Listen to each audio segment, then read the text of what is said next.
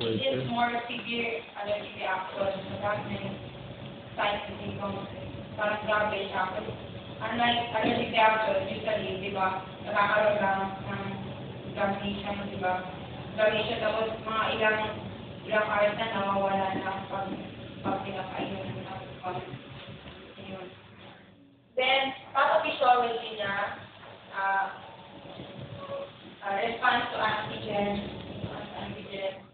which is immunoglobulin M and G recognize the antigen of foreign substances and attach to it. And also destruction of the antigen. So yung antibodies mag-react siya with the invading mag-respond yung invading microorganisms and pumasok tapos mag-activate yung mga yung immunoglobulin and tapos magkakaroon ng release of chemical mediators. Ano yung mga chemical mediators? Ano pa?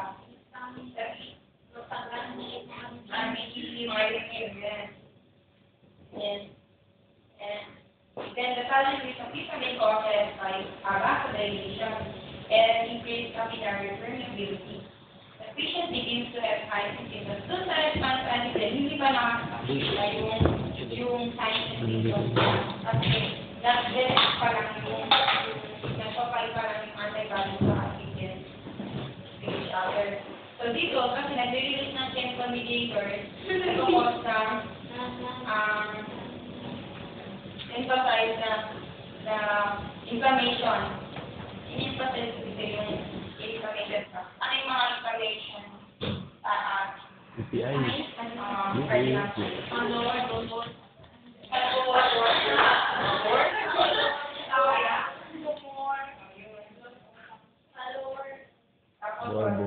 Yung the patient begins to have signs and symptoms, dito sa release, nag-release ng chemical mediators, yung signs and symptoms niya, including the nasal congestion, itching, watery eyes, bashing, sweating, weakness, anxiety. Then, nagkakaroon na siya ng intensified response, which means parang na-overreact na yung pag-activate ng IgE. Yung IgE kasi, yun yung plays an important role in allergy yung IgE. Okay.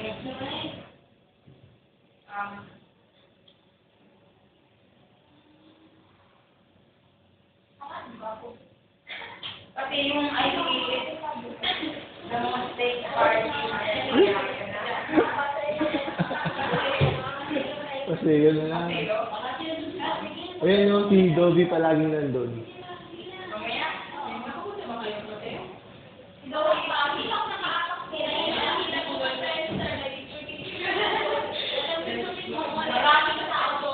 Ay, Maloy ka, di ka pwede, maaga ka bukas.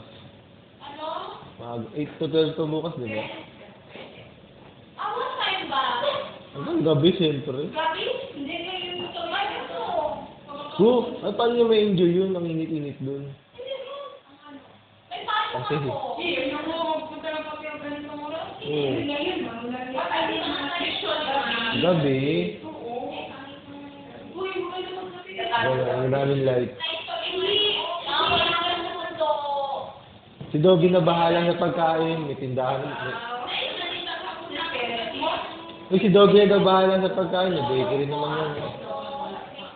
Dob, may tinapay lang. Dalhin mo mamaya. Dali. Tinapay, ha?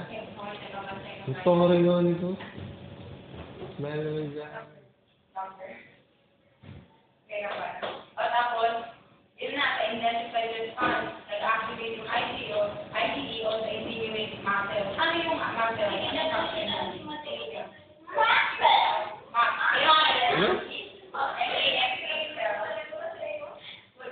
kasi Sabi dito na activated yung IgE, doon, nag-stimulate ng muscle. Kami ninyo. So, along the venue mo, to release yung antihistamines and yung Baka sa na-pressure ni Dobby. May kambal. Parang ano yung process ng Kasi nag-inert yung mga babae na wala na yung naglalaro. So, doon, kasama kaya siya nun. Diba? Then, Hindi. yung mga Huh? clubs kasi, Wala, picture doon. several types of issue, which is best known for the roaming allergy Ay, tama pag ginagawa ko. Yun yung, dun talaga yung one ng Alam mo, nakikinig, pinag-usap ko pa sa iyo. Sige na lang daw, Uy, nag-research ka gabi yun para sa report niya. Habang nagdodota ako. Habang nagdodota ako. Ako na lang. Ako na lang bibigay kay ma'am. Ako na lang bibigay kay ma'am bukas.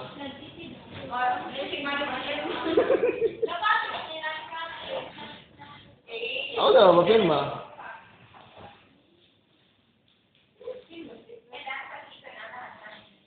Eda, classmate kayo ni Dobby? Classmate kayo? O, bigay ko na lang sa kanya yung sa'yo. Oo.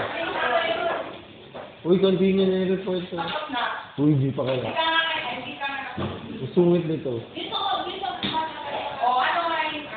Okay, tayo. Tapos na? Tapos na.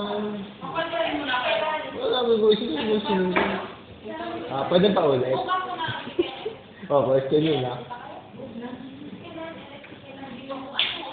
Maawa naman kay Dobby. Gumastos pa talaga yan para mag-research sa report niya. Tumupit pa yan sa ano nila, bakery. Kasi bigla. So, grabe, tigil yung piling babayan. Obvious na kinupit.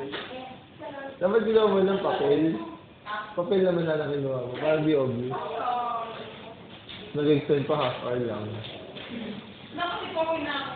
Ay, 1 hour ka na lang din.